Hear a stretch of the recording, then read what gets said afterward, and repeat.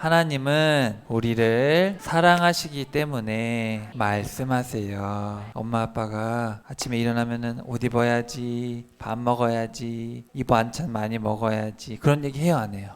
미워서 할까요? 사랑해서 할까요? 그러면 안 돼! 그러면 안 되지. 일로 와! 일로 와서 여기 앉으세요. 이렇게 하는 거, 이런 거 다 미워서 하는 거예요? 사랑해서 하는 거예요? 근데 엄마 아빠가 다른 사람 아들한테 가가지고 이리 와! 그러는 거 봤어요? 못 봤어요? 못 봤죠. 하나님이 우리한테 말씀하시는 거는 사랑하시기 때문에 말씀하시는 거예요. 엄마 아빠가 자녀들을 사랑하기 때문에 이런 말 저런 말을 하는 거고, 여기 지금 엄마 아빠들도 누군가의 자녀인데 우리도 다 그런 말들을 듣고 살아왔던 거죠.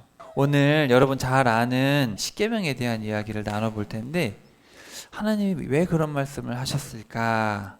얼마나 우리를 사랑하셨으면 이런 말씀들을 하셨을까? 그거를 곰곰이 생각해 봅시다. 지난 시간까지 하나님이 이스라엘 백성들을 시내산 앞까지 데려오는 거 배웠는데 기억나요? 엄마 아빠가 자녀들한테 멋있는 걸 보여주고 싶을까? 아니면 너는 그런 거 보지 마! 그렇게 할까요? 놀이동산도 데려가서 재밌는 것도 보여주고 싶고 장난감도 멋있는 거 사주고 싶죠. 사랑해서 그러는 거예요. 그렇죠?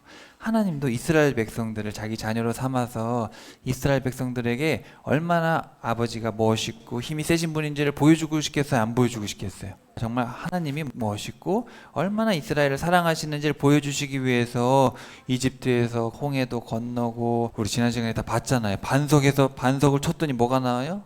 물도 나오고, 그런 모든 걸 보여주셨죠. 자, 하나님이 얼마나 멋있고 얼마나 멋진 일을 행하셨는지 다시 한번 기억하고 오늘 말씀을 한번 봅시다. 자, 보세요.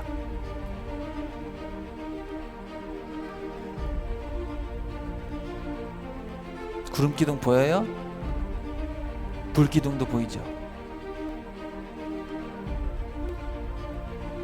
자, 우리 어른들도 그 당시 세상으로 좀 들어가서 하나님이 얼마나 위대한 일을 하셨는지 우리가 좀 피부로 느낄 필요가 있습니다.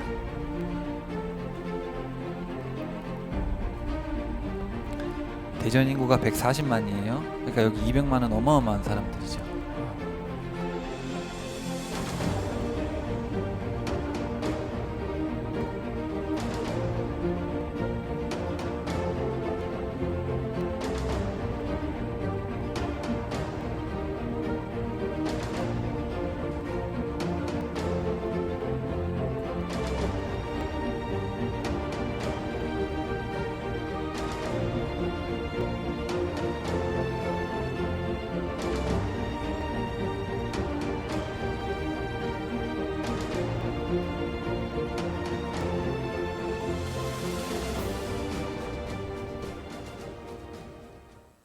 하나님이 얼마나 위대한 일들을 이스라엘 백성들에게 행하셨는지 몰라요. 말이 200만이지 어마어마한 사람들이거든요. 아까 제가 대전 인구 말씀드렸죠.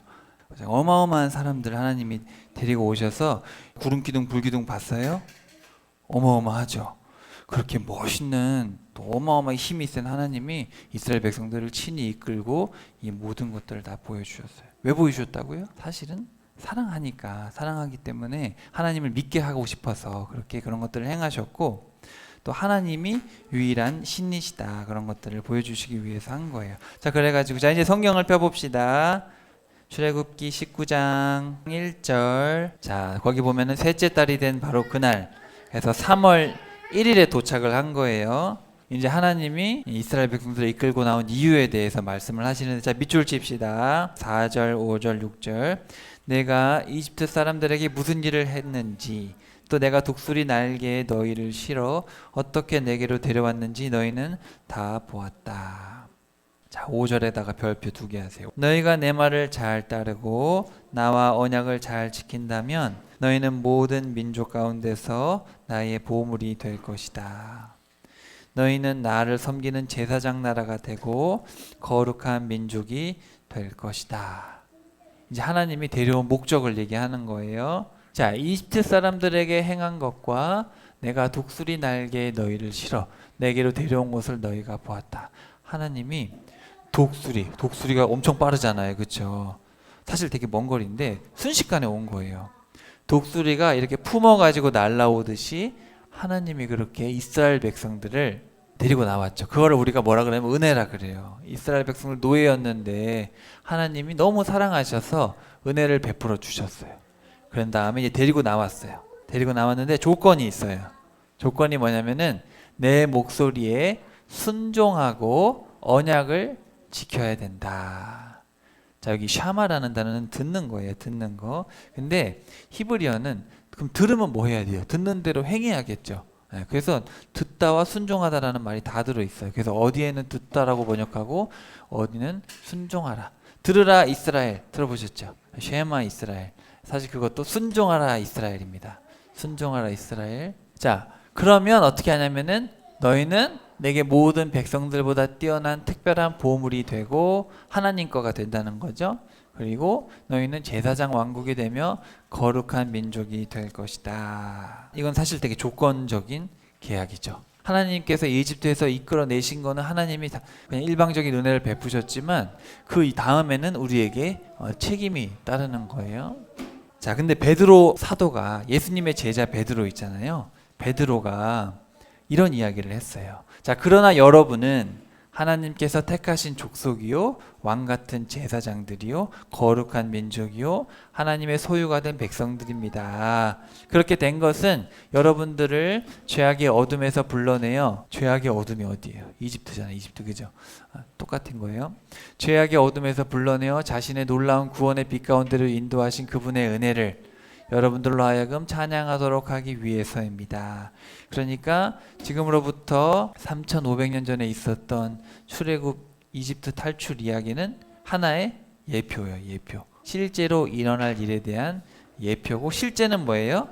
예수님을 통해서 이제 교회로 부르신 거죠. 옛날에 이스라엘이라는 공동체를 세웠는데 지금은 교회를 세우셔서 저 여러분을 택한 족속, 왕같은 제사장, 거룩한 민족, 하나님의 소유된 백성으로 삼으셨다. 이해되셨죠? 근데 이제 조건이 있어요. 구원은 천국 가는 건 은혜로 받는 거예요. 내 노력으로 하는 게 아니라 100% 하나님의 은혜인데 그럼 구원받은 우리에게는 조건이 있어요. 책임을 져야 돼. 그 은혜에 합당한 삶을 살아야 돼요. 근데 자 11절 한번 동그라미 쳐봅시다. 11절 이스라엘 백성들이 하겠다 그랬거든요. 하겠다고 했는데 그렇게 하겠습니다 했는데 11절에 보니까 자 셋째 날을 맞이할 준비를 하라. 자 동그라미 쳐보세요. 셋째 날 엄마 아빠가 자 너 이렇게 해야 되는데 할 수 있겠어 없겠어? 시간을 줄 테니까 좀 생각해봐. 그렇게 하죠. 무작정 해 이렇게 안 하잖아요. 생각해봐라. 그래서 3일을 주는 거예요. 하나님이 3일을. 왜냐하면 여기 8절에 보면은 우리가 하나님 말씀대로 하겠습니다 했거든요. 하겠습니다 했지만 하나님이 3일의 말미를 줍니다. 그래서 3일 후에 올라와라. 옷을 준비하고 옷을 깨끗하게 세탁도 하고 깨끗하게 옷을 빠른 다음에 와라. 자, 그래서 16절 보세요. 셋째 날 아침이 됐어요. 전둥이 울리고 번개가 치고 구름이 산 위를 뒤덮고 나팔 소리가 크게 울렸다. 아까 우리 영상 봤죠. 뭐 하나님이 어마어마하게 무시무시하고 또 멋있기도 한 그런 모습으로 산에 내려오신 거예요. 절대로 가까이 오지 못하게 하셨죠. 그러면서 이제 말씀을 주신 거예요. 그리고 말씀을 하신 다음에 어떻게 했어요? 말씀을 하신 다음에 그 말씀을 여기 어디에다 기록했어요? 돌판에다가 기록해가지고 모세에게 준 이야기가 24장까지 해서 쭉 나오죠. 자, 우리 오늘 십계명에 대한 말씀을 볼 건데 자 한번 표시해 봅시다. 20장으로 가보세요. 자, 이 10가지는 외워야 돼요. 그냥 자 3절에다가 1 쓰세요. 1 다른 신을 섬기면 안 된다. 그 다음에 4절에다가 2 우상을 만들면 안 된다. 그 다음에 7절에 3 하나님의 이름을 함부로 부르면 안 된다. 그 다음에 8절에 4 안식일을 기억하여 거룩하게 지키라. 그 다음에 12절에 부모를 공경하라. 5 근데 거기다 별표하세요. 그 공경이라는 단어에다가 동그라미를 치고 그것만 명령어입니다. 그것만 명령어예요. 좀 독특하죠. 다른 거는 사실 명령어는 아니거든요. 문법적으로 따지면 그냥 하지 말라 이렇게 돼 있어요. 그냥. 근데 물론 그것도 간접적인 표현이지만 동사가 명령어로 되어 있는 거는 요거예요. 공경하라. 명령입니다. 그리고 자 13절에 6 살인하지 말라. 원문에는 죽이지 말랍니다. 그리고 14절 간음하지 마라. 7번째. 그 다음에 15절 도둑질하지 마라. 8번째. 그 다음에 16절에 9번째 거짓 증언을 하지 마라. 그 그 다음에 17절 탐내지 마라. 10번째. 이제 이거를 우리가 뭐라고 알고 있죠? 10계명. 근데 성경에 보면 계명이라고 안 써 있고 10가지 말씀이라고 써 있습니다. 근데 이게 되게 중요한 게 뭐냐면 제가 아까 처음에 엄마 아빠가 여러분에게 무슨 말을 할 때 왜 말을 해요? 이렇게 해야 된다, 그거 하면 안 된다, 왜 해요 그렇게? 사랑하니까 하는 말이에요. 근데 하나님도 이 10가지를 너희들 이거 안 지키면 지옥 갈 거야, 그런 의미에서 이런 말씀을 하실까요? 아니면은 이렇게 살아야 우리가 행복하고 우리가 잘 될 수 있으니까 이걸 주신 걸까요? 이렇게 해야지 잘 살고 행복하게 살 수 있으니까 주셨겠죠. 10가지의 말씀들, 하나님이 너무 사랑하셔서 우리를 지켜주시기 위해서 주신 10가지 말씀인데요. 그래서 여러분이 성경을 읽을 때 하나님의 명령을 무서워, 그거 안 지키면 지옥 간대, 그렇게 받아들여야 될까요? 얼마나 사랑하셨으면 내가 행복하게 살 수 있도록 이렇게 많은 말씀을 주셨을까, 그렇게 생각해야 될까요? 그렇게 생각해야 돼요. 이 성경책이 두꺼워요, 그렇죠? 왜 이렇게 두꺼운지 알아요? 우리를 너무 사랑해서 할 말씀이 많으신 거예요. 이렇게 사랑하지 않는 사람한테는 말을 안 하죠. 근데 사랑하는 사람한테는 말을 하거든요. 근데 여기 보세요, 여러분. 다른 신을 두지 말라. 다른 신이 있어요, 없어요, 친구들? 하나님 말고 달신, 호랑이신, 사자신, 그런 게 있어요, 없어요? 이런 거 없잖아요. 원래 없어요. 그러니까 원래 하나님만 신이에요. 근데 봐봐요, 어떤 사람들은 사람을 죽여요. 왜 사람을 죽이는지 알아요? 그 사람이 누구의 형상이에요? 하나님의 형상이라는 것을 무시하는 거야. 내 옆에 있는 사람이 하나님이 만드신 존재다, 유일한 하나님이 창조주가 계신데 하나님이 만든 존재라는 걸 알면 살인을 할까 안 할까? 절대 못하죠. 그래서 사실은 살인을 하는 거는 뭐예요? 하나님을 무시하는 거예요. 하나님이 만든 이 아름다운 피조물, 심지어 예수님을 모르는 사람도 누가 만든 거예요? 하나님이 만든 존재예요. 하나님을 모를 뿐이지.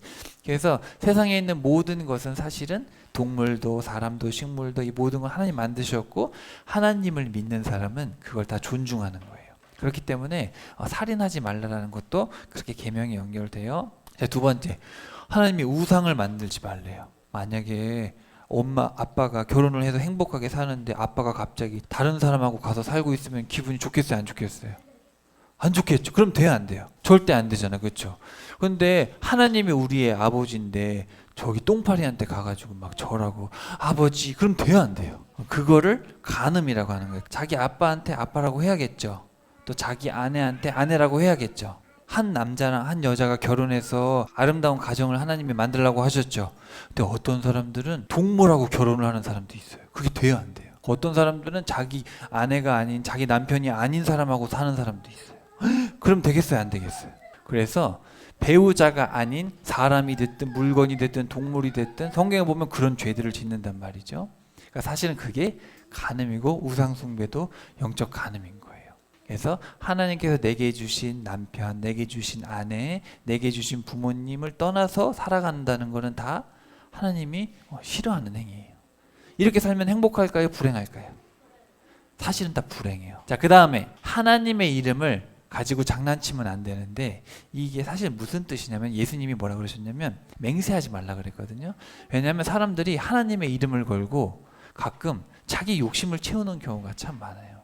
그러니까 하나님을 이용하지 말라는 거예요. 여러분 가끔 기도할 때 하나님, 제가 이번에 꼭 이거 하고 싶은데 좀 되게 해주세요. 하나님, 제가 헌금도 많이 할 테니까. 그거 하나님의 뜻이 아닐 수도 있잖아요, 그렇죠? 근데 많은 경우에 우리가 내 소원을 이루기 위해서 하나님을 이용하는 경우가 있어요. 그걸 뭐라 그래요? 도둑질이라고 하는 거예요. 도둑질. 잘못된 방법으로 남의 것을 가져오기 위해서 하는 걸 도둑질인데, 하나님의 이름을 가지고 도둑질을 하면 안 돼요. 근데 생각보다 많은 경우 이런 게 있어요. 우리가 하나님을 믿는 이유가 뭐예요? 하나님을 잘 믿어서 우리 집도 커지고 돈도 많아지고 차도 좋은 걸로 바꿔주고 그래서 하나님 믿는 거예요? 아니죠. 하나님은 아무것도 안 하셔도 뭐예요? 이미 우리를 위해 죽으셨잖아. 그럼 우리 뭘 더 바라겠어요? 그렇게 하나님의 은혜를 망각하고 이러면 안 되죠. 엄마 아빠한테 거짓말해서 돈 받아내면 그러면 안 되잖아요, 그죠? 그런 거예요. 자, 그 다음에 네 번째는 안식의 날을 기억하라. 하나님이 6일 동안 세상을 만드시고 7일째는 뭐 하셨어요? 쉬셨죠. 그리고 우리한테도 쉬라 그랬거든요. 근데 쉬면서 뭐 해야 돼요? 하나님이 만드신 세상도 좀 바라보고 일하다 보면 정신이 없잖아요. 세상도 바라보고 하나님 마음도 다시 생각하면서 몸도 쉬고 너무너무 중요해요. 근데 우리나라 사람들은 안식일을 약간 금욕처럼 생각을 하는데 유대인들은 그렇게 생각하지 않아요. 안식일에 정말 푹 쉬고 부부들도 서로 좋은 시간을 더 많이 가지고 더 그렇거든요. 근데 우리나라는 약간 금욕적으로 생각하는데 그렇지 않아요. 정말 안식은 풍성히 가정 안에서 쉬고 회복하고 이러라는 뜻이거든요. 근데 이거 봐봐요. 사실은 저게 거짓말이 아니고 거짓 증언을 하지 말라 이렇게 돼 있거든요. 거짓 증언. 근데 사실은 우리가 예수님 믿는 사람들은 6일 동안 일하고 하루 쉬잖아요. 그럼 세상 사람들이 그걸 보고 저 사람은 하나님을 믿는 사람이구나. 구별된 삶을 살아가는 거죠. 예수님 믿는 사람과 예수님 안 믿는 사람이 다른 거예요. 예수님 안 믿는 사람들은 뭐라 그래요? 일요일이라 그러죠. 근데 우리 예수님 믿는 사람들은 뭐라 그래요? 주일이라 그러잖아요.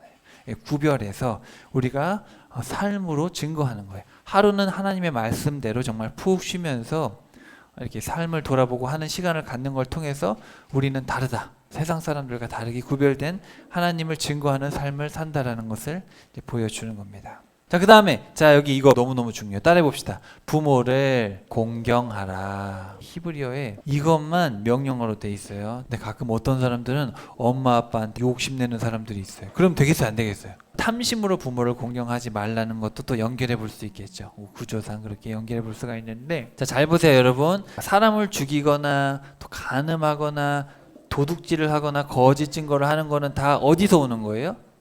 탐심에서 오는 거예요. 탐심. 욕심이 있어가지고 남의 거 빼앗으려고 사람도 죽이고 도둑질도 하고, 사랑하는 남편과 아내랑 결혼해야 되는데 저 여자가 더 예쁘네? 저 남편이 더 잘생겼네? 저 사람하고 살아야지. 다 욕심이잖아. 욕심. 다 욕심이에요. 욕심. 자, 그 다음에 부모를 공경하라 그랬는데 엄마 아빠한테는 막 하는데 하나님을 잘 믿을 수가 있겠어요, 없겠어요? 하나님은 우리의 아버지인데 우리는 모두 육신의 아버지가 있잖아요. 육신의 아버지한테 잘하지 않으면서 하나님을 공경한다, 말이 안 돼. 이거는 그러니까 하나님 입장에서는 부모를 공경하는 게 가장 중요한 거예요. 육신의 아버지가 물론 부족할 수도 있어요. 사람이기 때문에. 그럼에도 불구하고 우리가 공경하고 또 그 아픔도 우리가 나이가 들면 헤아릴 수가 있는데, 어쨌든 한 아버지를 섬기고 우상을 간음하지 말고, 그리고 하나님의 이름을 가지고 장난치지 말고 하나님께서 말씀하신 대로 7일에 한 번씩 쉬면서, 이건 쉬라는 거예요. 왜냐하면 생명을 존중해야 되기 때문에. 그래서 여러분, 우리 하나님께서 우리에게 10가지 말씀을 주신 거는 저와 여러분이 행복하게 살게 하기 위해서 주신 말씀이지 안 지키면 지옥 그런 게 아니에요. 이렇게 안 살면 되게 삶이 피폐해집니다. 피폐해져요. 부모와의 관계 틀어지면 피폐해지고, 욕심이 커지면 살인으로 거짓말, 사업하다 보면 욕심 생기면 똑같아요. 거짓말하게 되고 도둑질하게 되고 세금 떼게 되고 다 그래요. 그렇기 때문에 우리 이 10계명의 말씀은 사실은 우리의 행복을 위한 10가지 원리로 생각하시고, 그 중에 제일 중요한 거는 이 탐심을 제거하는 것과 부모를 공경하는 겁니다. 여기 안에 모든 것이 들어있어요. 자, 여러분 이해되셨죠? 자, 이제 넘겨봅시다. 10계명을 주시고 나서 24장에 가면은 뭘 하냐면은 이제 계약을 맺어요. 송아지의 피를 뿌리면서 계약을 맺는 거, 실제 계약을 맺는 거, 이렇게 계약을 맺는데, 하나님과 계약을 맺기 전에 하나님께서 이렇게 몇 가지 말씀을 해주시는 게 있어요. 간단하게 설명을 드릴게요. 20장 19절에 보면은 직접 말씀하지 마십시오. 하나님 두렵습니다. 그러니까 대리인을 세워주십시오. 모세를 통해서 말씀해 주십시오. 그렇게 얘기를 하죠. 그래서 하나님께서 대리자를 통해서 말씀하시는데, 모세가 뭐라 그러냐면은 20절에 두려워하지 마십시오. 여러분들로 하여금 하나님이 얼마나 두려운 분인 줄, 정말 존경해야 될 분인 줄 깨닫고 여러분이 죄를 짓지 않도록. 하나님이 무서워서 죄를 안 짓게 하려는 게 아니라 하나님은 존경받기 합당한 분이기 때문에 하나님과의 관계를 온전하게 할 수 있게 하기 위해서. 이해되셨죠? 그런 의미로 이거를 이해하셔야 됩니다. 자, 그렇게 말씀을 하시고 나서 이제 제사법에 대해서 말씀을 하시고, 여기 법을 이렇게 쭉 말씀을 해주시는데, 인간의 자유권을 보호하고, 인간의 생명권을 보호하고, 인간의 소유권을 보호하고, 인간의 존엄성을 보호하고, 인간의 신앙관을 보호하기 위해서 절기를 지켜라. 사실은 이렇게 말씀을 해주시는데, 이게 다 뭐예요? 우리가 행복하게 살게 할 수 있도록, 행복할 수 있도록 이런 것들을 알려주신 거예요. 이렇게 해야 된다. 너희들 사람 살면은 여러 가지 일들이 일어나는데, 그럴 때 자유와 생명과 소유와 존엄성과 신앙을 보호하기 위해서 이런 것들을 행해야 된다. 그러니까 이런 것들을 정말 하나님의 그 뜨거운 사랑으로 계명을 이해해야 되는데 구약의 하나님은 막 안 지키면 죽이고 신약의 하나님은 예수님은 다 용서해 주시고 그건 말이 안 돼요. 그렇지 않아요. 그렇게 하시고 또 이제 제물을 드릴 때 어떻게 해야 되는지 이렇게 말씀을 해주십니다. 여러분 집에 가서 꼭 한번 읽어보세요. 제가 지금 다 설명드리기 어려운데 뭐 간단하게 이런 거예요. 제단을 쌓을 때 다듬은 돌로 하지 말고 흙으로 해라. 왜냐하면 제단이 화려하면 예배가 왜곡되니까. 그렇게 하고 또 짧은 거 입지 말아라. 또 계단 만들지 말라. 막 계단에 높이 올라가서 예배 드리고 막 그러거든요. 또 있어 보이려고. 그러면 하체도 보이고 안 좋다. 그런 거 하지 마라 제발. 그런 거 다 필요 없어요. 하나님이 높아져야지 사람이 높아지면 안 돼. 그리고 제물 드릴 때도 제발 어미에 젖 가지고 막 염소를 막 삶거나 그런 거 제발 하지 마라. 그런 이야기들을 이제 하십니다. 자, 여기도 이제 중요한 게 있어요, 여러분. 자, 23장 한번 펴봅시다. 여기 예수님이 드디어 나오세요. 자, 23장 20절. 내가 너희 앞에 한 천사를 보낼 것이다. 자, 동그라미 치세요. 야, 예수님입니다. 예수님. 왜냐하면 여호수아가 갈 때 주의 천사가 있었고 항상 예수님이 앞장서셨어요. 그 천사는 너희가 가는 길을 지켜주어 내가 마련해 둔 곳으로 너희를 데려다 줄 것이다. 너희는 삼가 그의 말에 귀를 기울이고 잘 따라야 한다. 그를 거스르지 않도록 조심하라. 그는 너희들의 허물을 용서하지 않을 것이되 그 까닭은 그가 내 이름으로 행하는 대리자이기 때문이다. 근데 여기 대리자라고 번역했는데 원문에 보면 내 이름이 그 안에 있다. 요겁니다. 원문에 직역하면 내 하나님의 이름이 그의 안에 있다. 네, 질문해 주세요. 보통 이제 주의 천사라고 표현을 하거든요. 물론 이거는 신학적인 해석이죠. 성경에 예수님이라고 나와 있지 않기 때문에 신학적인 해석이지만 여기 보면은 내 이름이 그 안에 있다. 그렇게 얘기하고 여기에 있는 이 표현들을 봤을 때 그리고 나중에 여호수아 앞에 나타났던 주의 천사 그리고 이 하나님께서 이끌어 가시는 과정을 볼 때 주의 천사가 나타나기 때문에 이 천사는 예수님이 아니겠는가 그렇게 생각을 합니다. 물론 신학적인 추론입니다. 성경에 여기 예수님이라고 안 써 있기 때문에 말하기는 어렵지만 그렇게 우리가 추론해 볼 수 있다. 주의 천사를 예수님으로 하는 근거. 일단은 하나님은 주의 천사를 보냈기 때문에 주의 천사를 성부 하나님으로 보기는 어렵죠. 왜냐하면 성부, 성자, 성령 하나님은 다른 분이에요. 인격이 달라요. 개신교 정통신학에서는 인격이 다른데 본질이 같다는 거예요. 이게 좀 이해하기는 어려운데 그러니까 하나님이 세 형태로 나타난 게 아니라 세 분은 다른 인격을 가진 다른 분이지만 하나다라는 거예요. 하나다. 이게 개신교 삼위일체 신학이고 여기서 벗어나면 이단이 되는 거예요. 성경에서는 그렇게 얘기하고 있어요. 왜냐하면 예수님도 그렇고 성령님도 그렇고 분명히 다른 인격을 가지고 계신다라고 얘기를 하는데 본질적으로 하나 이게 좀 이해하기는 어렵죠. 그렇기 때문에 보내셨고 했기 때문에 다른 분이고 몸을 가지고 오셨기 때문에 우리가 예수님이라고 결론을 내리고 있어요. 그래서 자 22절 봅시다. 너희가 그의 말을 주의 깊게 듣고 그의 말한 대로 행하면 나는 너희의 원수를 나의 원수로 삼고 너희를 대적하는 자들을 나의 대적하는 자들로 여길 것이다. 나의 천사가 너희 앞에 너희를 이끌어 갈 것이다. 가나안 땅에 살고 있는 족속들을 다 쓸어버릴 것이다. 근데 정말로 그 예수님의 이름을 분석해 보면 또는 그 야훼라는 그 이름을 분석해 보면 예수님의 이름의 뜻이 들어 있어요. 근데 여기 보면 이제 약간 구조적으로 대칭이 되죠. 모세가 대리자였으나 실제 모세는 예표고 실제는 예수 그리스도. 그렇죠. 구조적으로 대치가 된다는 거예요. 그리고 마지막으로 이제 24절부터 마지막까지는 순종을 당부하십니다. 제발 너희들 우상에게 절하지 말고 하나님만 섬겨라. 그렇게 하면 너희들에게 복을 줄 것이다. 쭉 써 있습니다. 자, 그래서 이제 24장으로 갑시다. 70장로들하고 이제 산에 올라가서 계약을 맺는 거예요. 6절. 수송아지의 피 절반을 가져다가 항아리에 담고 나머지 절반은 제단 위에 뿌리고 그러니까 송아지를 잡아가지고 피를 제단에 뿌리고 이렇게 사람들한테 뿌리는 거예요. 그러면서 7절. 모세는 언약의 책을 들고 와서 읽어주었다.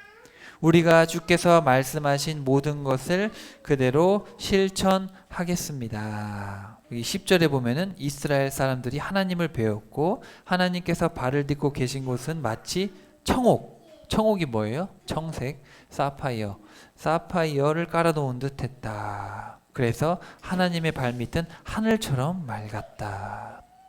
하나님께서 이들 이스라엘 지도자들을 손으로 내치지 않으셨고 그들은 하나님을 배웠고 함께 먹고 마셨다. 정말 놀랍죠. 이렇게 하나님과 계약을 맺은 하나님께서 강림하시고 계약을 맺은 게 언제냐면은 3월 6일입니다. 음력이겠죠. 1월 14일에 양을 잡고 15일에 출발해서 50일이 지난 게 3월 6일이에요.